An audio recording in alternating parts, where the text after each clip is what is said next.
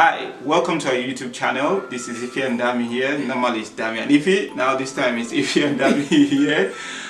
Today we're talking about marrying from a different culture. But before we go into that, I want you guys, if this is your first time watching this channel, please subscribe. We're gonna wait for you 10 seconds. Subscribe, hit the subscribe button right now. It's true. I think they're gonna hit the subscribe. We need to get to 100 subscribers. For those 28 subscribers, we want to say a big thank you. So let's hit that 100. Let's go. So today it's about marrying a different culture. I think we know that. I kind of brought me home an Igbo boy. Well, I think we nailed that. I think we've kind of rocked it. Well, we're in it 10 years now. 10 years in September, so. Married 10 years together, 17 or so. Dating. Dating. Well, kind of being together 17. Married almost 10. Yeah, so I think we've kind of managed it. We've navigated it.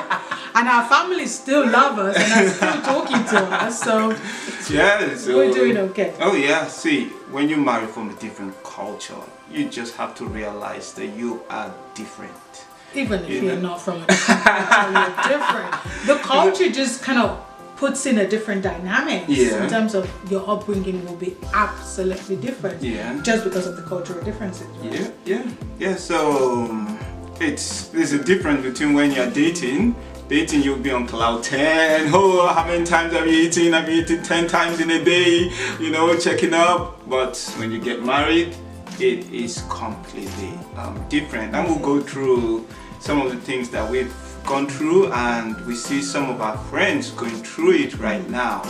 And there are challenges, and it's just, I don't know how much I can stress it, that you have to communicate these things. It is your marriage. Just talking about it.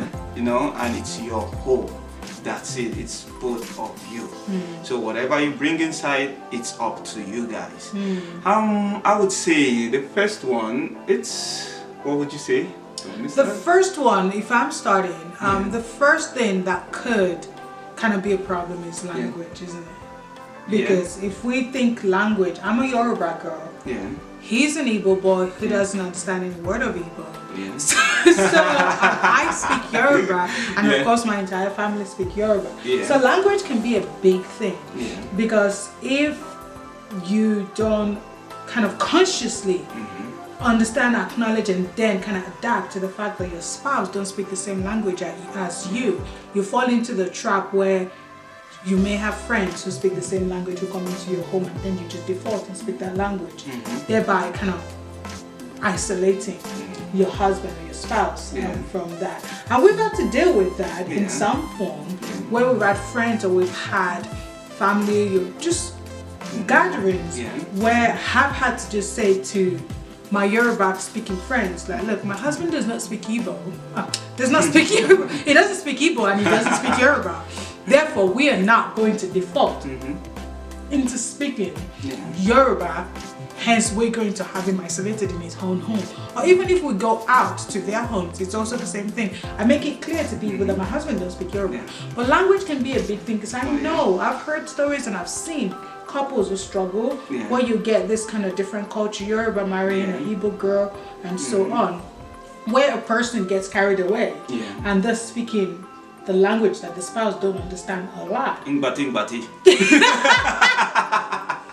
I call that Ingbati. You speak Ingbati. Oh my goodness, you're so funny. Anyway, once they speak the language, and that can bring some kind of dissatisfaction with the spouse and feeling the spouse. So I think language is one that you have to watch out for when you're kind of marrying a different culture.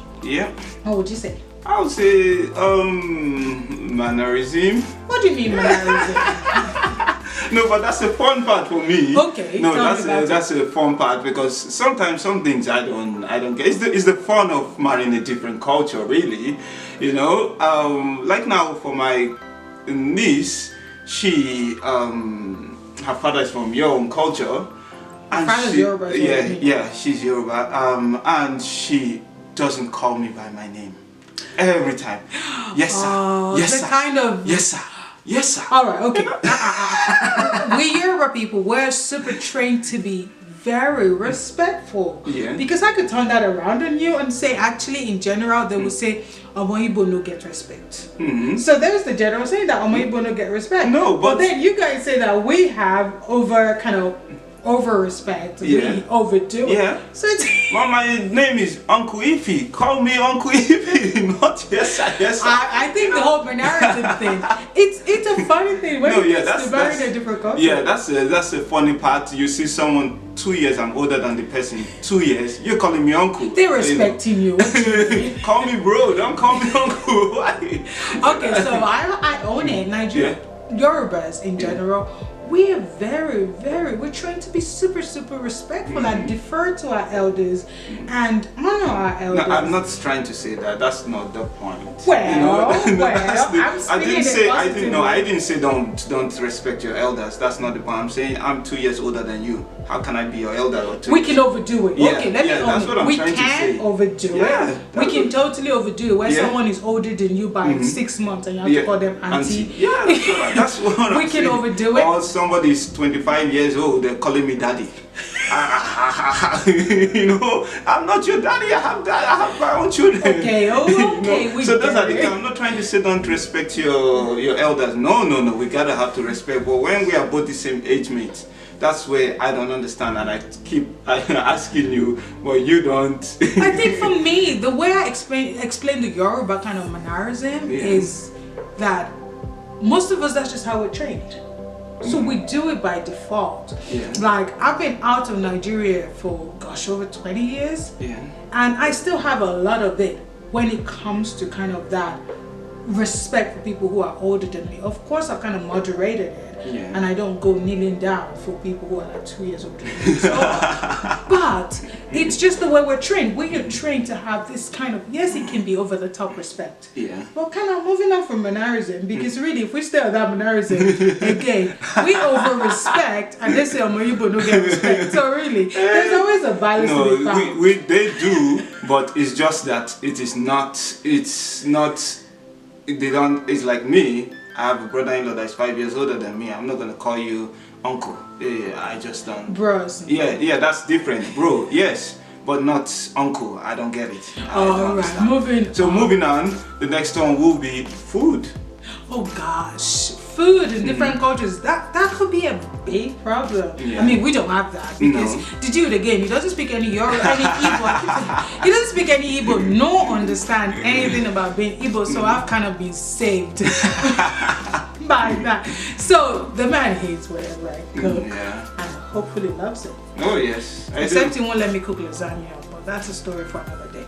That's not Yoruba food. Well, it comes from the culture of living in the UK for so long, but we're just gonna leave that one. But food, yes, food can be a big deal because there are some couples who, for example, the man's Yoruba and the girl is Igbo, and the man, bless him, is looking for a foreigner or something. So food is something that you have to kind of talk about and learn if you can. Teach your wife, teach your husband.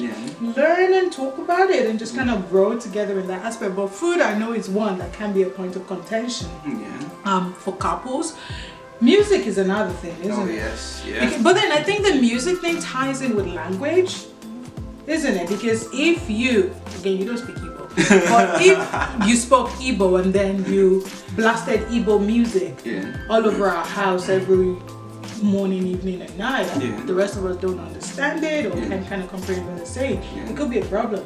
And vice versa, if I'm kind of listening to music that you just don't understand, I'm blasting my Capella B or whatever, which I do once in a while, but with interpretation and with kind of explaining what it's saying. And they'd enjoy it once in a while, but it's me actually being conscious to not turn our home into kind of a Yoruba music home.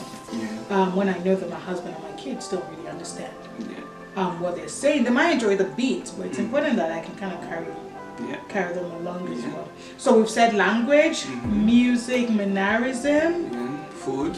Is there anything else that we've kind of experienced kind of culture differences? No way. I would say nothing. No. I don't want. Yeah, I think those are the main things in terms of different cultures, how you relate to each other. Yeah. It's just being mindful. Yeah. Being mindful of the differences I'm talking about. Yeah. And just growing. I think it's communication, growing together. Yeah. And yeah, that's it really. You with patience and understanding and just extending grace to each other. Because the truth be told, there's been some times when I've had friends come around and I've got carried away. I had a few conversations in Yoruba before catching myself and being like, oh guys, my man's sitting over there, you don't understand nothing we just said. And kind of have to catch myself. Yeah. So it's extending grace as well though, when we do kind of fall short. Yeah. In those areas. Yeah. Yeah. Alright, so that's it from us this week. Yeah. You gonna end the video? No, you can. I'm trying to decide. Since you took over introducing the video. So that's it from us this week. Really just kind of sharing some of the challenges that you might have dating someone from a different culture. Now, like my husband said, click the like button, subscribe and share this video. And we'll see you again on our next video. Remain blessed.